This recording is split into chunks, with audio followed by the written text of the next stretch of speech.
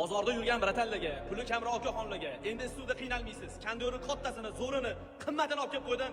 Yarim narxga qo'yib qo'ydim. Konditsioner Montano bu 12 talik emas, 13 taligi.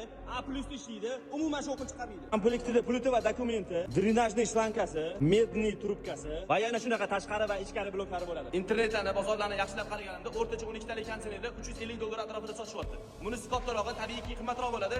Taxmin qilib turinglar, yarim narxlari necha pulgacha tushira oladi. Hammaga tanish Golden Fin radiatorlarda ishlaydi. Medniy trubkalarda fren o'tkazadi. Klimat kontrol, samolyot diagnostika, avtoachistka opsiyasi ham bo'ladi. A+ degani prosta quruq gap emas. Mana isboti bilan 0.87 даже 1 kilovatdan gaz o'tmaydi. Aynan shu ranglarni fakt qilib keltirib, Germaniyada ishlab chiqariladigan fotografiyalar ham bor ekan. Lekin bu brend 100% Xitoyda ishlab chiqariladi. Ko'p joylarda shunga o'xshagan kondyorlarni haligacha $400 gacha sotilayotgan bir paytda, masalagi bu narxini bor yo'g'i $269 qilib beraman. Shunga o'xshagan yana skidga tushgan variantlarni ekraningizga chiqarib qo'yaman. Vazifamni aytib o'tib ketaman. Olib olishi sharti bo'ladi. Podpiska talab qilinadi.